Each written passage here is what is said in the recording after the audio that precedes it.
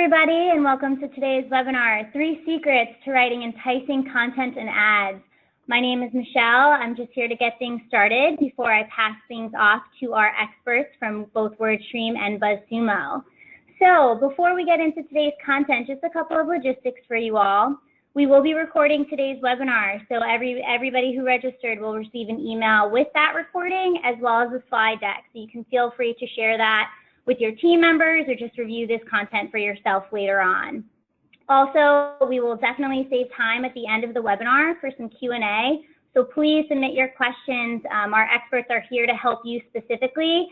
So submit those questions and we'll definitely get to them.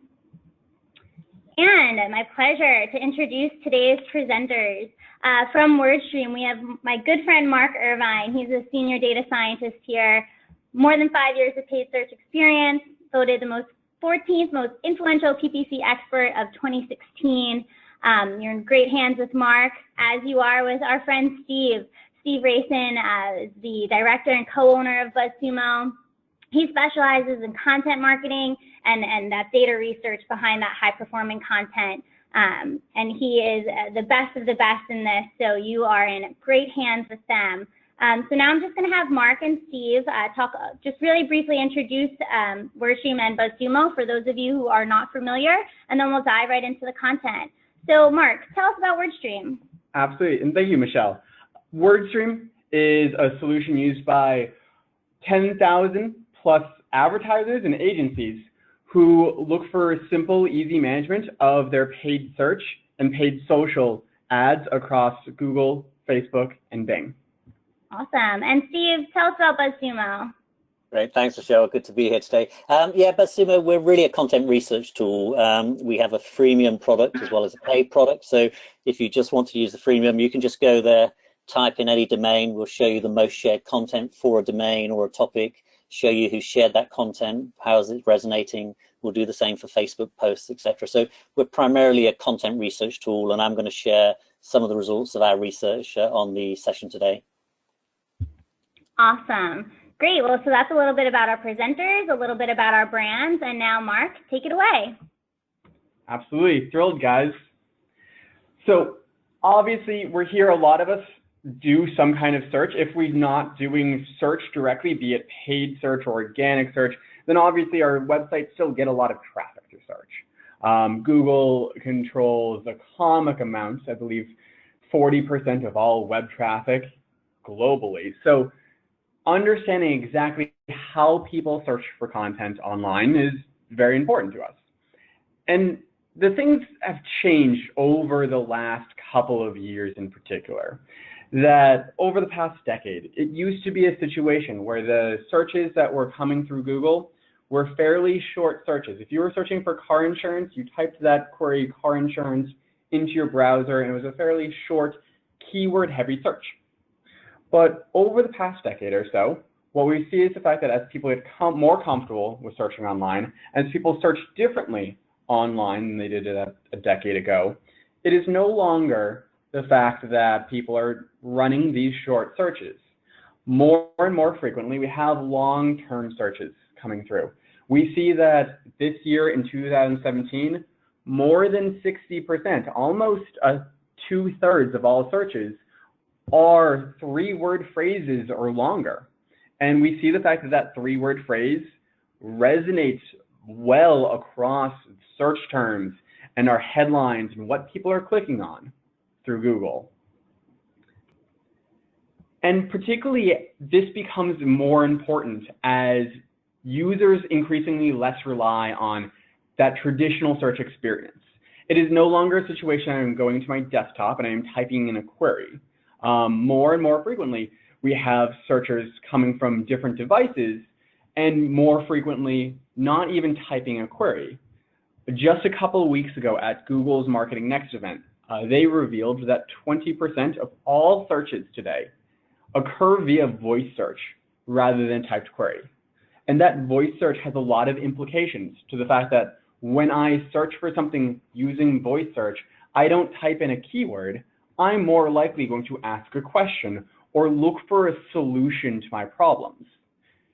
It's to the point that voice search has become such a revolution in the past year, 2 years, that although 20% of searches occur via voice search today, ComScore estimates that by 2020, which is only 3 years away, more than half of all searches will be driven by voice search. Similarly, ComScore estimates that by 2020, roughly 30% of all searches will occur on devices without a screen. So very clearly, as we talk about search changing, we're talking about the content that works well on search, as well as the ads that work well on search change as well. And that's very interesting, because when we talk about the language in which we use to write our ads, in which we write to our headlines, in which we write our content, it's becoming increasingly different than the old keywords that we used to rely on from a search perspective. So you look through the most common words that people use to search and the most common words you include in your content, it's all written by humans for humans. They use very common words like the, be, to, of, and. We're talking prepositions, we're talking articles, we're talking about verbs. But when you look at the actual headlines and you look at the actual ads that you see on the SERP, you see that very frequently they rely heavily on those search keywords. And those search keywords are most typically all nouns. And so when you look at paid search ads across hundreds of thousands of advertisers, you see the fact that we over-rely on these nouns and we become too engulfed with focusing on the keyword when people are no longer searching for a keyword, they're searching for a solution. And that's not only just bad from a user perspective, but we also know that from a paid search perspective, when we talk about quality score, yes, keyword relevance is part of quality score, but we actually see that when you look at what goes into quality score, keyword relevance is less than a quarter of what makes up your quality score. It's in fact the least important factor of the three that comprise your quality score.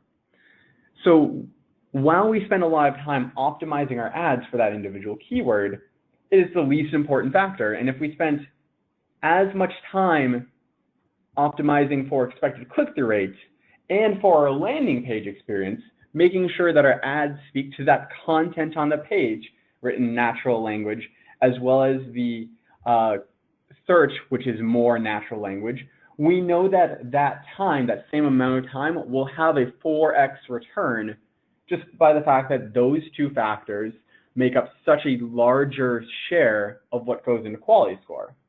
Quality score, of course, a high quality score, decreases the price you pay per click, as well as improves your position on the Google SERP. So this is just a no-brainer that if you could focus on anything, you'd want to focus on that natural experience, making sure that that search is a positive one for everyone, rather than just making sure that we're overusing a keyword in our ad.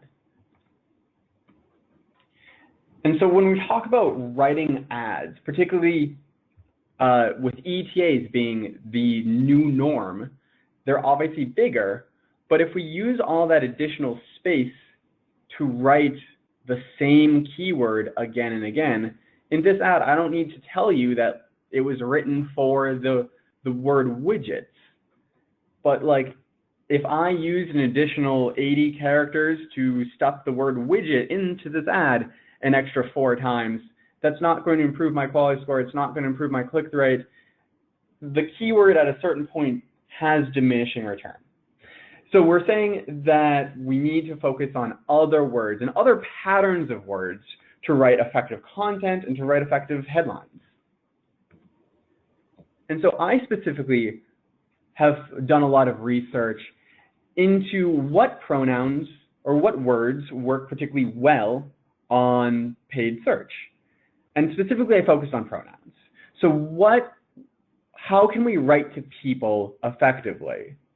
And we see that just looking at the top 3, the third most powerful pronoun that we can use in our ad copy is the word we.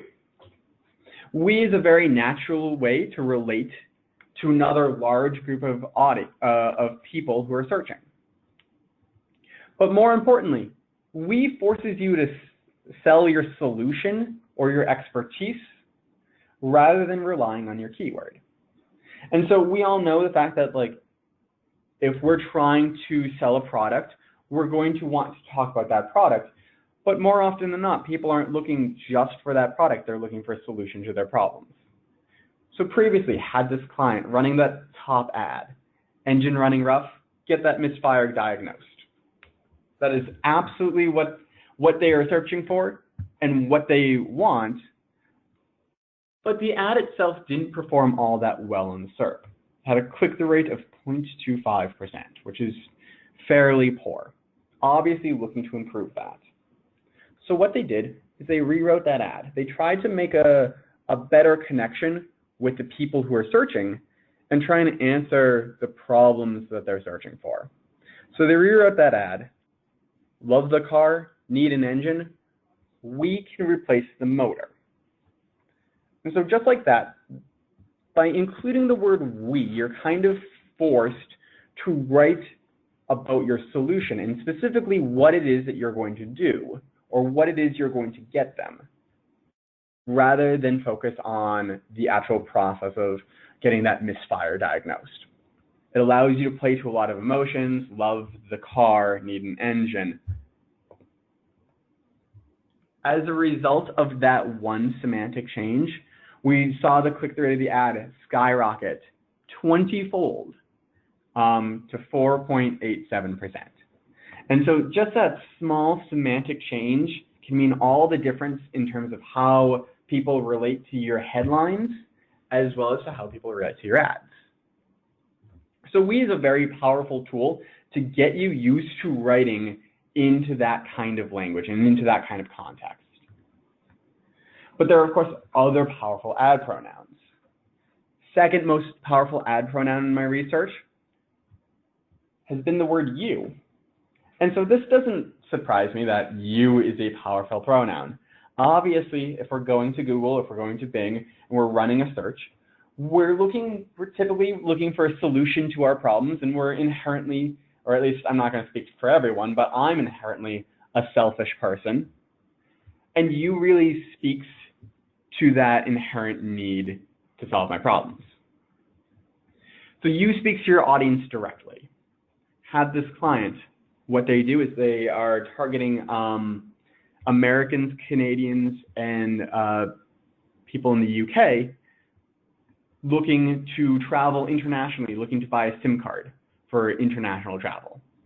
And so they were previously running on keywords around like Israel SIM card, for instance.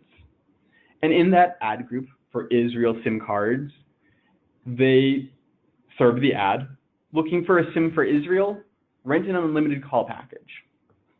And so that is absolutely a fine ad in itself.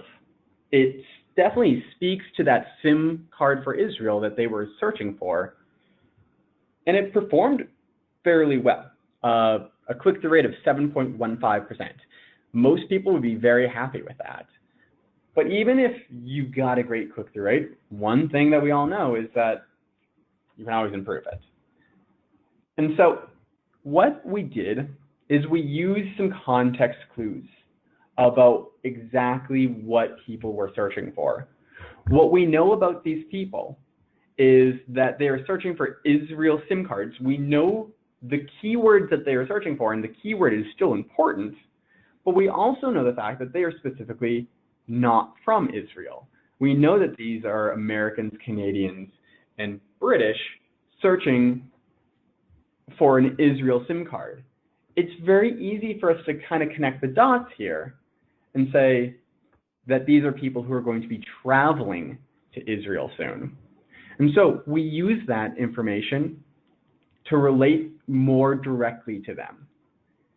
So you're coming to Israel, stay connected with our SIMs. And in doing that, in using the word you and speaking to their problem, we really answer something much greater than just the fact that we are selling that thing you're searching for.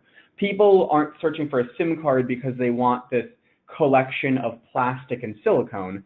They want to stay connected to their friends and their family while they're traveling. And this ad really speaks well to that. As a result, we saw a click-through rate increase by an additional 50% off of their already high click-through rate.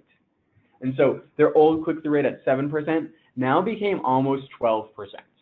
And that's just fantastic when you look across the paid search environment. So you can be a very, very powerful pronoun in terms of how you relate to your audiences in your paid search ad and in your content itself.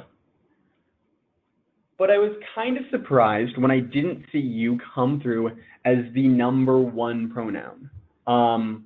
But then once I went through the numbers and I saw exactly which pronouns came in as the most powerful, I wasn't surprised. And the reason is that I recently got engaged. And being engaged has taught me that sometimes you can do very, very strong, powerful things for very stupid reasons. And so when I saw that the most powerful pronouns were him and her, I absolutely understood why. Because our love and our relationships with not just our significant others or our partners or our parents or our children or our coworkers or our enemies for all I care, those emotions can really play into exactly how we relate to content online. And so, a couple months ago, it seems like forever ago, I had this client running a Valentine's Day ad. So they're a florist. They do the things that you would think a florist would do. Their ad read, special Valentine's Day gifts, 100% smile guaranteed. Spend $100 or more and get a free box of chocolates to sweeten up his or her day. And so that ad, it's well written. I'm not going to ding it. But when I read the ad the first time, the sweeten up his or her day piece to it kind of sounds intentionally unpresumptuous or intentionally impersonal. That we know that if you're searching for Valentine's Day gifts, you're most likely, hopefully searching for one individual's Valentine's Day gifts, and that this is for that special someone, and that you're not looking for a his or her, you're looking for a his or for a her. And so what we did is we tweaked these ads ever so slightly. And we actually created 2 separate ads in different ad groups showing to different audiences. One ad was only shown to men, the other ad only showed to women. And the change we made was just to the gender pronouns we used. So rather than having that generic sweeten up his or her day ad, we kind of doubled down on their partner. And so men saw an ad that said, find the perfect gift for her, get a free box of chocolates to sweeten up her day. And women got the same ad, but we just switched up the opposite gendered pronouns. Find the perfect gift for him, get a free box of chocolates to sweeten up his day.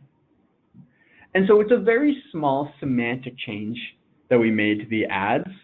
But what we saw is that although the original ad had a decent click-through rate, 7.3%, and a very acceptable conversion rate of 1.8%, when we changed the pronouns for these ads, both ads had a higher click-through rate.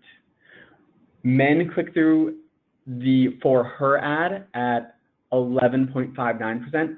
Women clicked through the ad for him at 9.25%.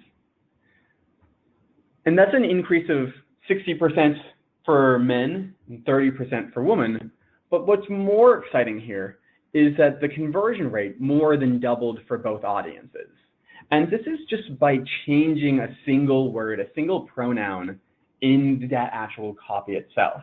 That just by changing out the for him or for her, we suddenly conveyed a whole lot more emotion, or we allowed our ads to reach a whole lot more emotion beyond just the keywords that people were searching for, or beyond the original intent of the ad. And so that made all the difference in terms of how this client chose to reach out to his audiences. And so that's obviously very powerful stuff.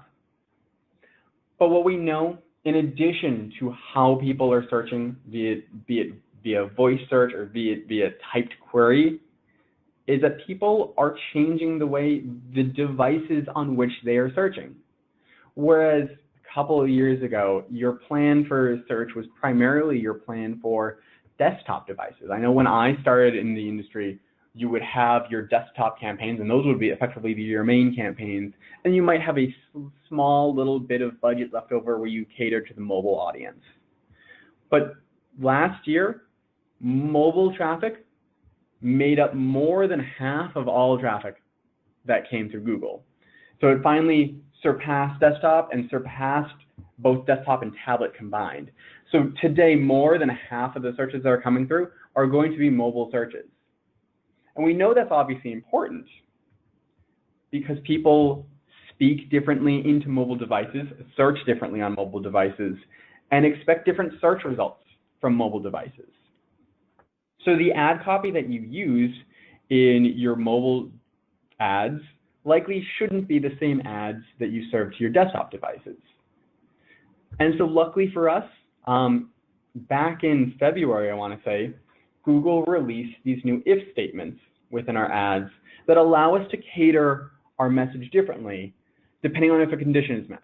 Specifically, if that search is coming from a mobile device, or if that search is coming from a user on one of our remarketing lists. And so I know that this can be a little intimidating or overwhelming, but the light programming of this, or the light coding of this, is fairly simple. Basically, we know that this ad is going to show slightly different depending on if it's shown on a mobile device or if it's shown on a desktop device. And so that first piece, that if device equals mobile, that means that it's going to show an ad specifically on mobile slightly different than it's going to serve on desktop. And so what's the difference it's going to do? Well, after that comma, we have that word tap. And so that means that if the device that someone is searching for is on mobile, then I want to use the word tap in place here. And so we'll see that word tap in the ad. If not, then after the colon we have the word click, and that means that if that device is not mobile, then I want you to use click in that ad.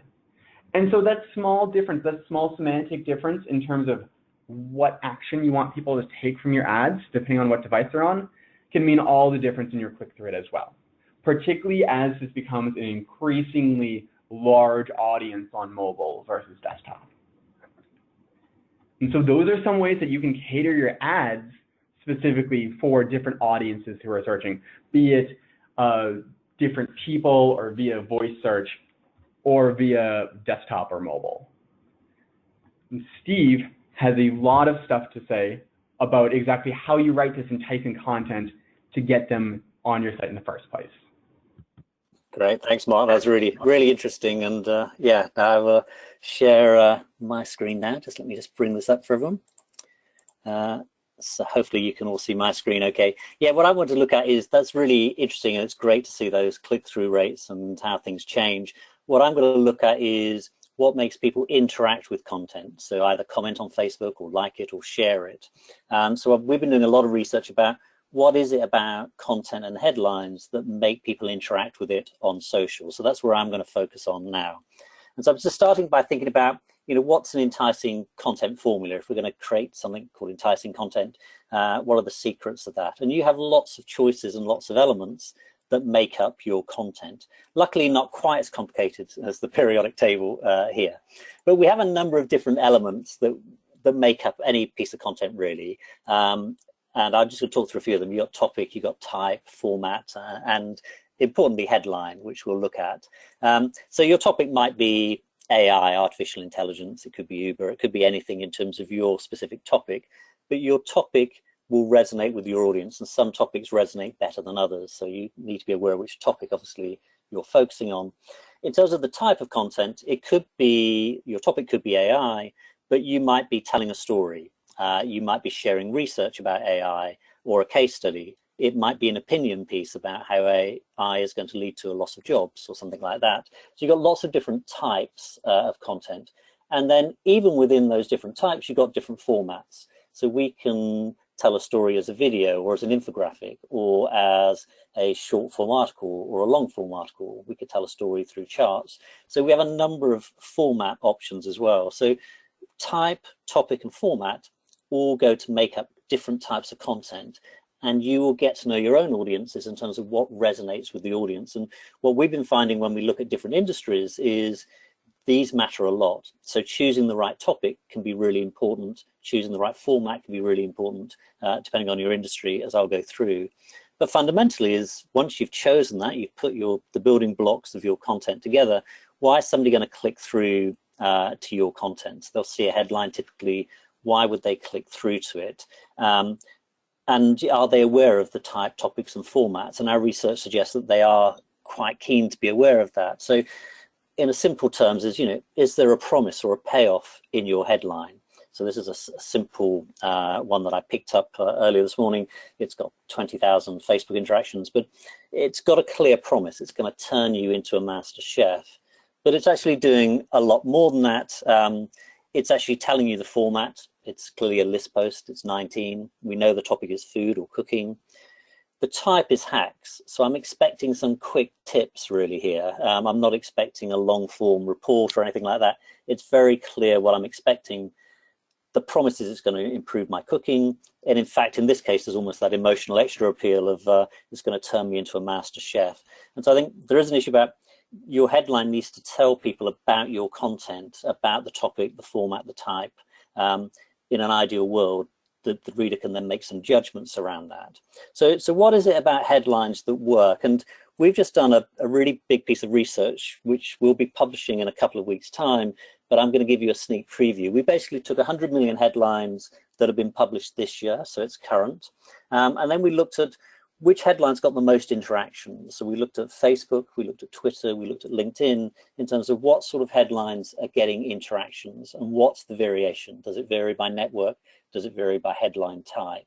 So I'm just going to share with you some of the findings from that. So hopefully it'll be of interest and hopefully may help us all improve our content. And also a lot of it goes back to what Mark was talking about. And I was surprised when I first saw Mark's slides at some of the degree of overlap between the two. So, what do you think was the top trigram? Now, a trigram is just a 3-word phrase. So here are some examples, melt your heart, make you cry, how to make, need to know. These are all popular trigrams, so 3-word phrases. So what do you think was the top trigram? And what I can tell you is the top trigram for headlines across the 100 million posts we looked at wasn't just significantly better, it was double. It got twice the interactions of the next highest trigram. And I give you a clue, it wasn't any of the ones that are on the screen there. And it was actually one that we didn't expect when we looked at the top trigram for this research. So the top trigram, 3-word phrase, this I'm going to show you firstly measured by Facebook interactions. I'll show you for different networks. So this one was by Facebook interaction. So this was total likes, shares, and comments. So the top trigram across all those headlines was will make you. And our immediate instinct was, oh, that wasn't what we expected. Have we got it right? Is the research right? We got something wrong here.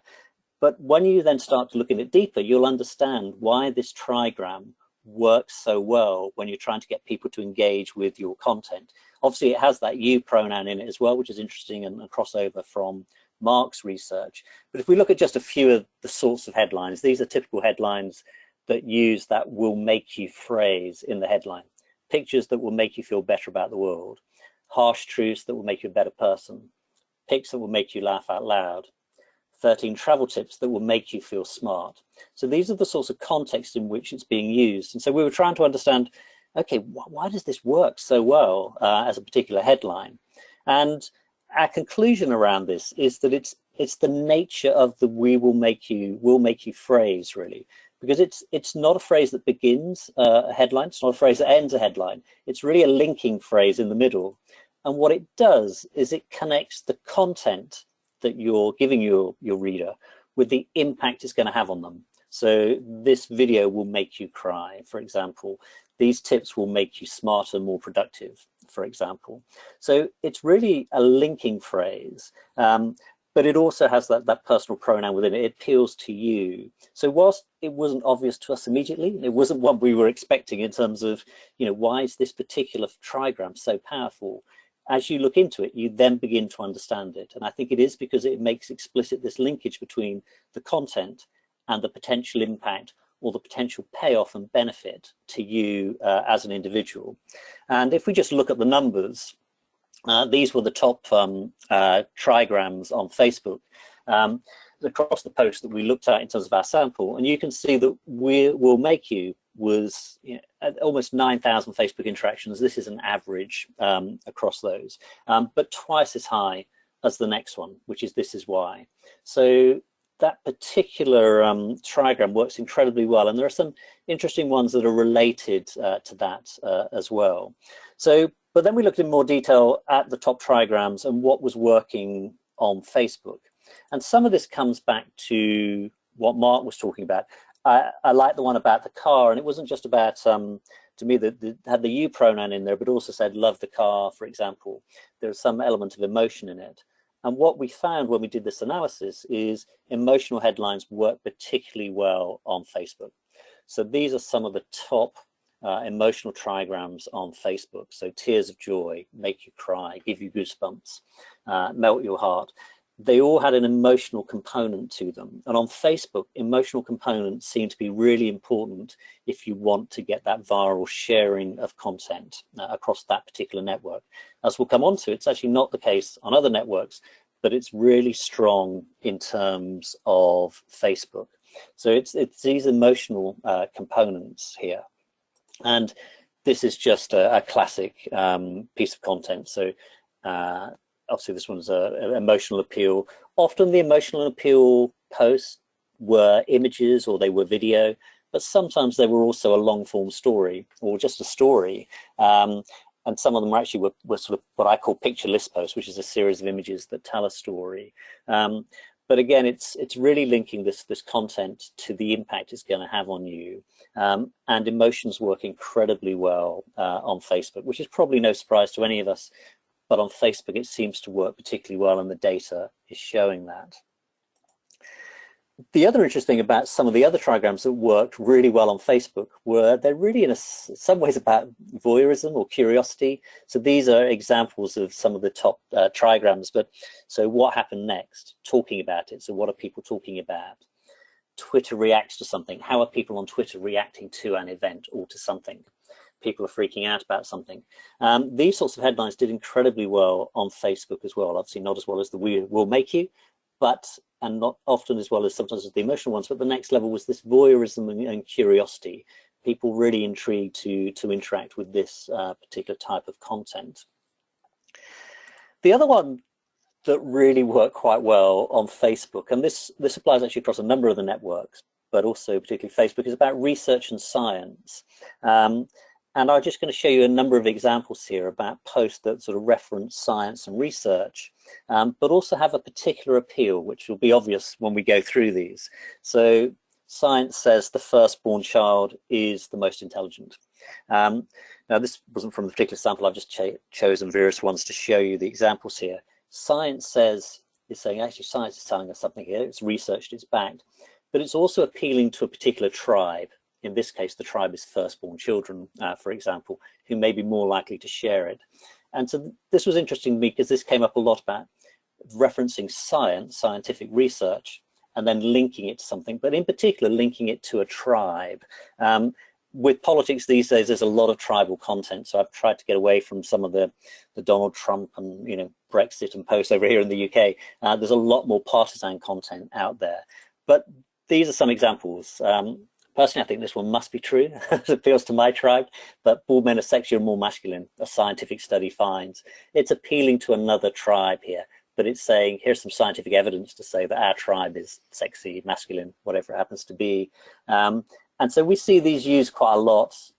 this is appealing. You could call it a tribe, but I suppose it's appealing to sort of over 50% of the population. Women need more sleep because their brains work harder, according to science. So we did find this sort of appeal to research and science tended to get a lot of interactions, but also a lot of people shared it because it appealed to their tribe. And we can see this in the political sphere, particularly, that people often share to show they're part of the tribe, to show their support, for example. So there's a lot about how headlines appeal to a particular tribe.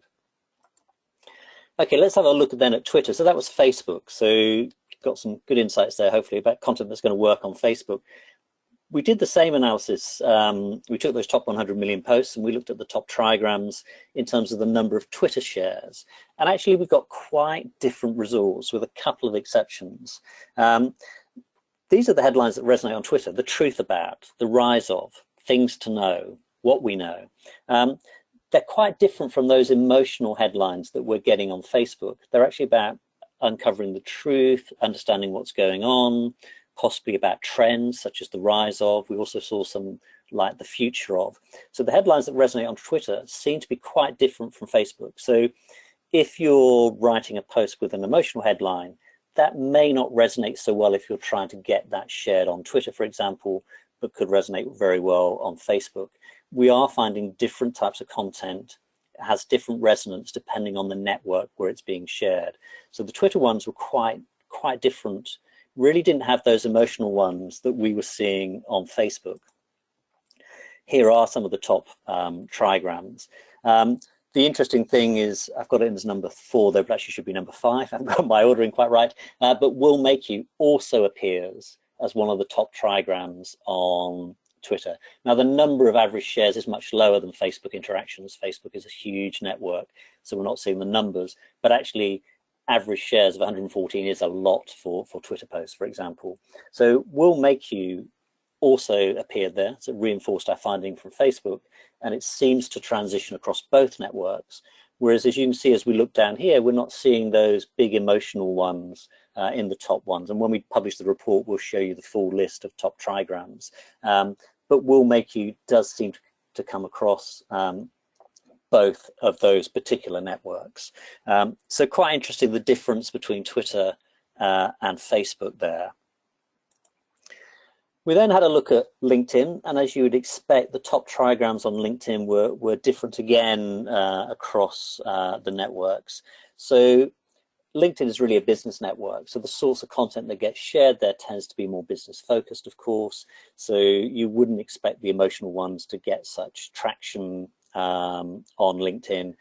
And what seems to particularly work on LinkedIn is 2 types of content. One is about industry trends, including things like the future of, the year of, is the new. They're really about trends in industries. So it could be the future of e-learning, the year of AI. AI is the new, whatever it happens to be. But they were really about workplace industry trends. That seems to do very well on LinkedIn. And the other type of content that seems to do very well on LinkedIn is practical tips, things that you can apply. So things we can learn from a case study. 5 ways to do something, why you should change your habits in the morning. And if you start looking at individual power words, that's interesting on LinkedIn. The sorts of words that do very well on LinkedIn are things like, as well as future and trends, they do very well, but words like habits. Habits is a really high performing word on LinkedIn, as is success. People on LinkedIn want to be successful. So we found the word success and successful as individual words very powerful on the LinkedIn network, much more so than on the other networks. So not a really surprise, but much more of a focus on, if you want to get stuff trending on LinkedIn, about workplace trends, industry trends, and about practical tips that you can take away to be more successful. And just using the word success, successful in your headline, tended to get you more shares on average in its own right.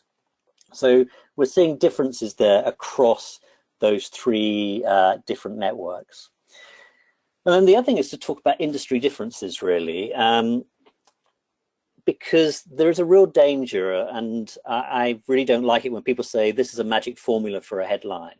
There isn't really any such thing as a magic formula for a headline, because it depends on things like the topic and the industry. And I'm just going to give an example here, or a couple of examples here. For example, so for example, if we take all content, then a list post on average gets more shares than any other content, not any other content, but the average content. So if you put a list post, on average, it gets more shares. And actually, if you do a list post with 10, on average, it gets more shares than a list post with any other number, although we find that 5 and 15 and 7 tend to be the next 3 highest there. So lots of people use list posts, and it frustrates me because you see lots of list posts. However, that applies on average. But when we started taking content for specific industries, that no longer applied. So, for example, when we looked at health, when we looked at legal services, when we looked at higher education, actually a list post performed significantly below the average. So in those industries, maybe there's a certain view about the quality of list posts. I'm not entirely sure. But when you use a list post in those industries, we can almost guarantee that you'll get less than average shares. So it's not good enough to say, oh, right, that works in that industry, we'll apply it in our industry, which is why I think there's no simple magic formula.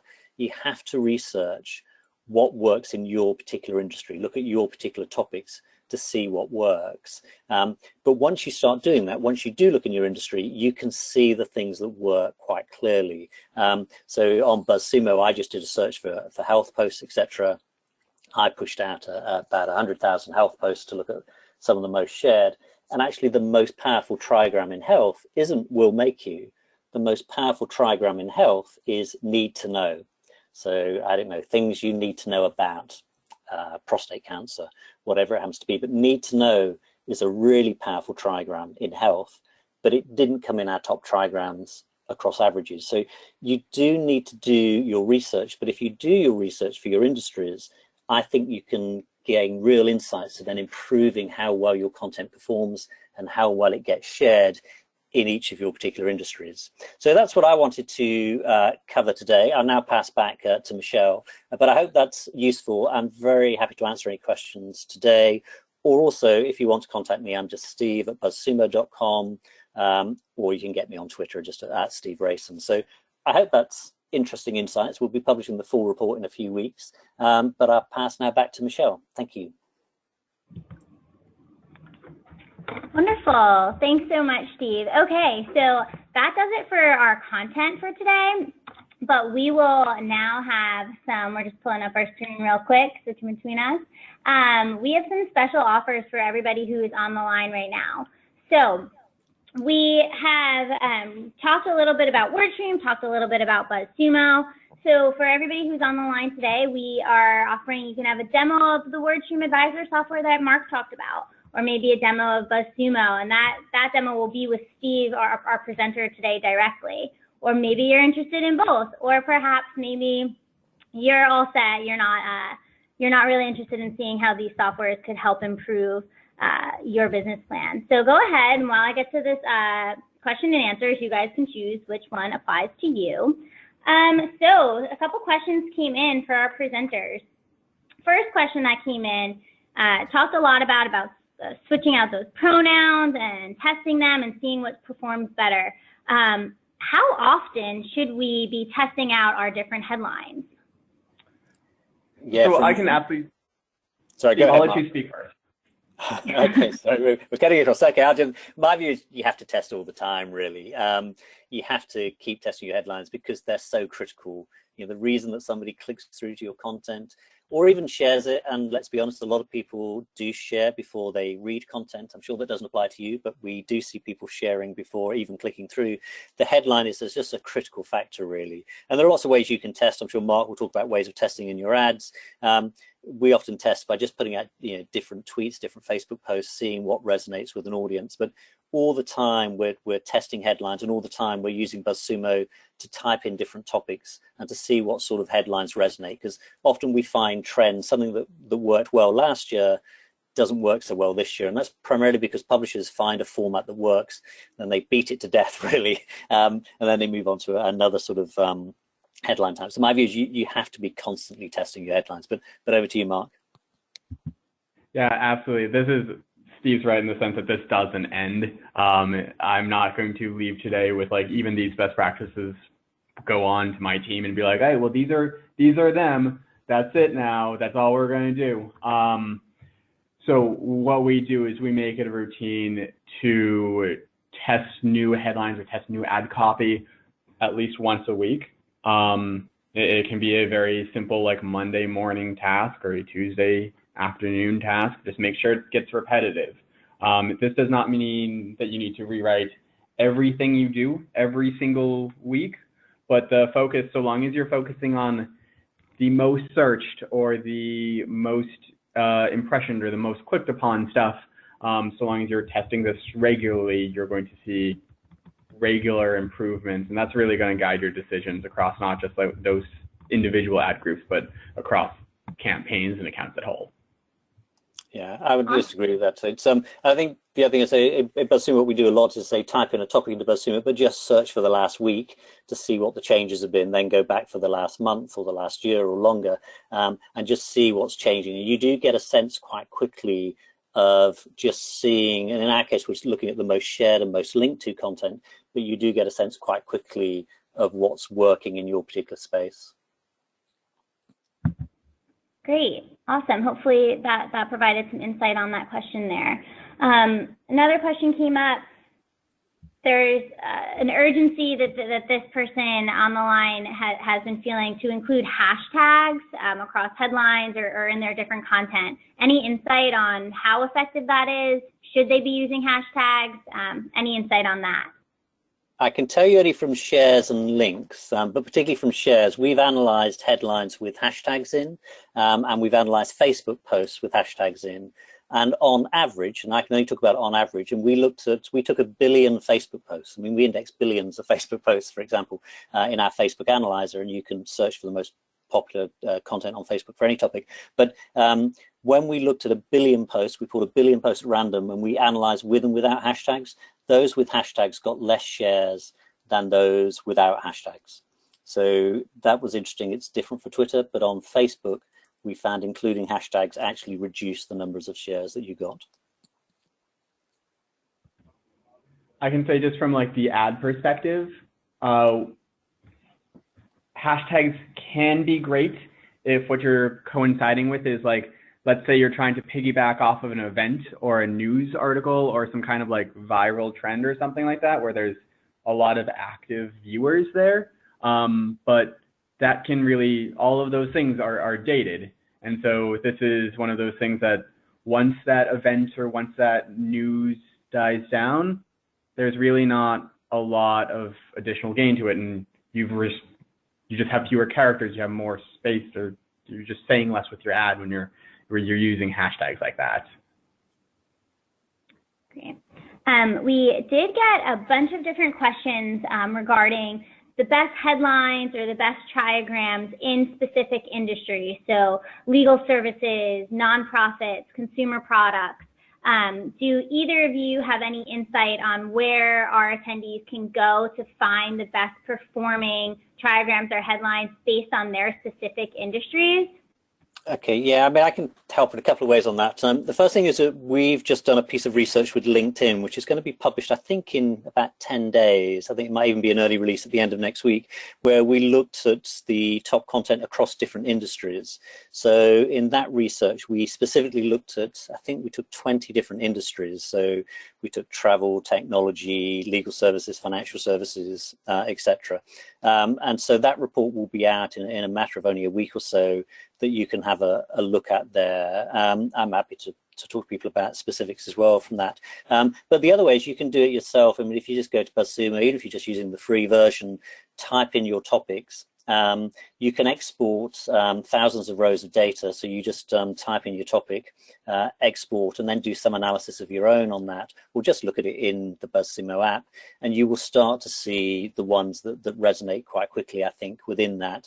Obviously, it's better if you export 2,000, 3,000, whatever rows of data and do a bit more analysis around it. But I took over 100,000 articles from each main industry, and I analyzed those 100,000 articles. And so, yeah, that's what gave me the insight into health, really, that need to know just popped up there as a big one. It also showed me that in some industries, topic is as important as format. In marketing, format's really important. So in marketing, it's really practical tips, 5 ways to improve your analytics or whatever it happens to be, they tend to work quite well. But actually in a lot of other industries like technology, the choice of topic was critical. So an article about AI will typically outperform other articles because it's an in vogue topic. So there you need to be very much focusing on the trending topic and making sure that's in your headline. But I would say just search through BuzzSumo for your topics, topics of interest, for example, or put in 10 different domains. You can just do buzzsumo.com or moz.com, 10 different domains, and see what the most shared content is from across, say, 10 big industry domains. You'll gain insights there. But the LinkedIn report will help you, but it'll be out. I can't swear that it'll be end of next week or early the following week, but it's in that sort of time frame. Awesome. Great. Thanks for that, Steve. We've got time for just one more question, and it's kind of a broad question. So Mark and Steve, you guys can probably tackle it together. So we had a couple of questions come in regarding the specific platform. So we talked about LinkedIn, we talked about Facebook, Twitter, AdWords. And there were a bunch of different things that were successful on one platform, but maybe not as successful on the other. Any just best advice or biggest takeaways that each of you have found in your research when approaching these different platforms? So when approaching Facebook, this works, this doesn't. I know that's a very big question, but any just real big takeaways you have about the different platforms? Yeah, if I jump in first, I mean, based on you saw the analysis from us in terms of getting shares across platforms and engagement across platforms, it is fairly clear and distinct what you would write about, I think. So if the platform you want to target is LinkedIn, to be honest, tips and advice on being successful or industry trends, they perform incredibly strongly there. You could promote that same content on Facebook, and I think it's interesting. Facebook is generally seen as a consumer platform, but actually, if you look at BuzzSumo, we're getting in as many leads conversions from there as we're getting from the other platforms now, and quite a lot of traffic is coming from Facebook. So Facebook might be seen as consumer, but we're seeing it work in B2B. But what you might do is use slightly different headline types, slightly different appeal on Facebook, because we know different things work on Facebook there. So we might try to appeal to that voyeurism or curiosity in the headline about a piece of research, or we might even appeal emotionally in the Facebook headline about a piece of research in a way that on LinkedIn we just might talk about the future of an industry. We might talk about it in a more emotional context in terms of the shock, horror, changes of industry trends or something on Facebook. So we know that more emotional content things does much better on Facebook. So you do have to think about how you position it. And it's one of the reasons I'm not a great lover of some of the scheduling tools that just share the same post to all the different networks, because actually it resonates differently on the different networks. But it just depends where you're focusing on. So if you're focusing on LinkedIn, I think you can start to look at what works. And again, within BuzzSumo, without playing it too much, you can resort by the most LinkedIn shares or the most Facebook shares to see what's working on the particular platforms that you're targeting in terms of what works for you.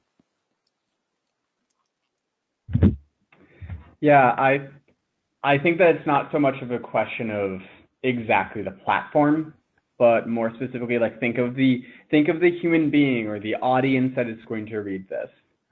We know that, as Steve said, LinkedIn is a very kind of, you're there for professional reasons. You're going to reach a lot of people who are there for professional reasons.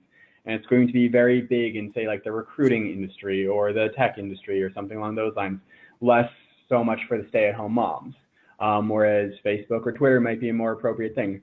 I see that even on search, when we know that people are searching across the same keyword, very simply, Google and Bing have different audiences. Google has a very American heavy audience, younger, more tech savvy.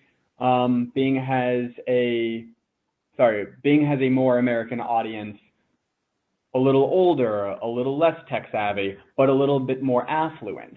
So as you talk about like writing things to different demographics and to different tribes or to different geos, know that they're going to have different reach and they're going to reach different people. And so that the positioning and the performance thereof is really going to resonate particularly strong with that individual tribe or that particular audience. Wonderful. Awesome insight, Steve and Mark, in answering these questions and all throughout the webinar. That about does it for the time that we have today. I definitely encourage everybody on the line to continue to check out BuzzSumo and WordStream. We've got lots of resources about this information and loads of other valuable things that you can find helpful in your advertising efforts. So thank you again for joining us, and we hope to see you on a future webinar. Thanks, everyone. Thanks, everyone.